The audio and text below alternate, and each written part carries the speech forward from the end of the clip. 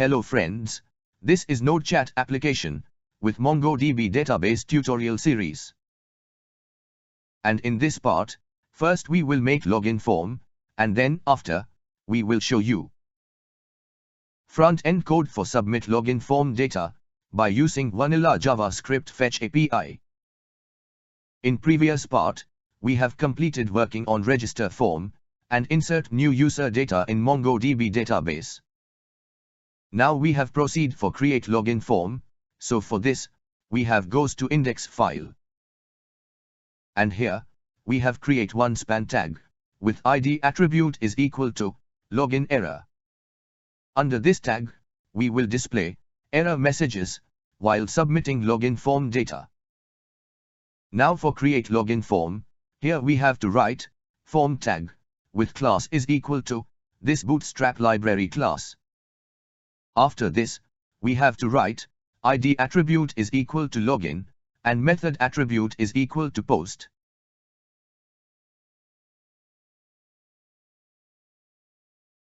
Now for enter user email address details, here we have to create one email field under this form. So here, we have to write input type is equal to email, class is equal to form control. And in name and ID attribute, we have to write email, so under this input field, user can enter email address details. Next for enter password details, we have to create one password field under this login form. So here, we have to write input type is equal to password, with class attribute is equal to form control. And after this, we have to write name and ID attribute is equal to password, so under this tag, user can enter password details. Now for submit login form data, here, we have to create one button tag, with class is equal to this bootstrap library class. And after this, we have to write ID attribute is equal to login button, and type is equal to submit. And in button text, we have to write login, so by click on this button, user can submit login form data. Now for submit form data, we have goes to JavaScript code part.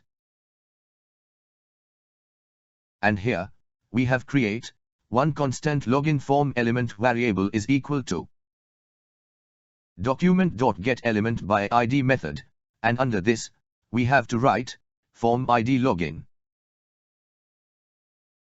Now for submit form, here we have to write login form element variable dot at event listener method with two argument. In first argument, we have to write submit event, and in second argument, we have to write asynchronous callback function with event variable as parameter, so when we have submit login form, then this code will execute. Under this function, we have to write event.prevent default function, which will stop to reload web page. Next we have to get the email and password from the form, so here, we have to write constant email variable is equal to document.getElement by ID method, and under this, we have to write email field ID email, and after this, we have to write value property, so it will store email field value under this variable. After this, we have to write constant password variable is equal to document.getElement by ID method. And under this, we have to write password field ID attribute value password, so it will store password field value under this variable. After getting form field value, now we want to create an object with email and password data. So here, we have to write constant login data variable is equal to open and close bracket. And between this, we have to write email and password variable. Next, we want to make a post request for send login form data. So here, we have to write constant response variable is equal to await keyword with fetch method with two argument. In first argument, we have to define URL to handle login form data.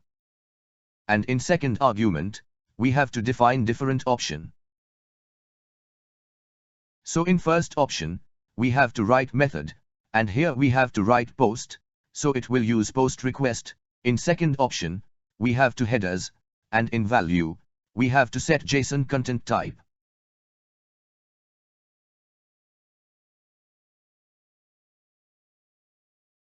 In third option, we have to write body, and under this, we can define data, which we want to send with request. So here, we have to write JSON.stringify function.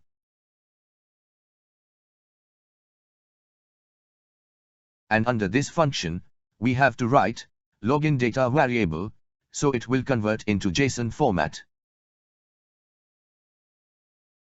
After making post request to the server, now we want to pass the response.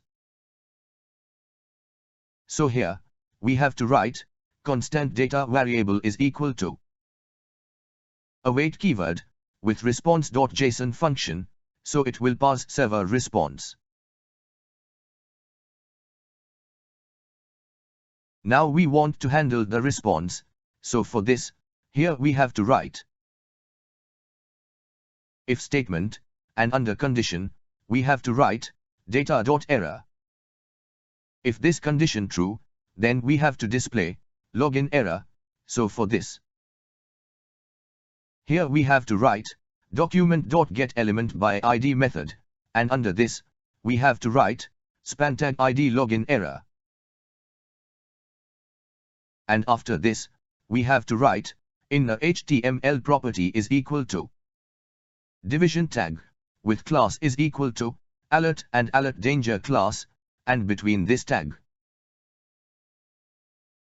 we have to write data.error, so it will display error on web page.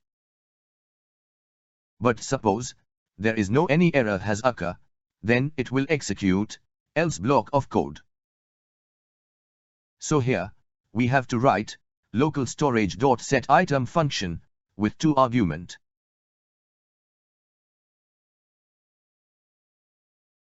In first argument, we have to define item name details, so here, we have write token as item name. And in second argument, we have to write value of item, so here, we have to write data.token. So here, we have store token data, which we have received from server, which has been stored under browser local storage. And from this browser storage, we can fetch this variable value from another web page also. This we can use in place of session. After this, we have to write window.location.href property is equal to /chat, so it will redirect web page to this URL. So after successfully login, it will redirect web page to main chat area page, which can be accessed by login user only. Now we have goes to server file, and here, we have to create one route for handle login form data. So here, we have to write app.post method with 2 parameter. In first parameter, we have to write /login, and in second parameter, we have to write asynchronous callback function with request and response variable.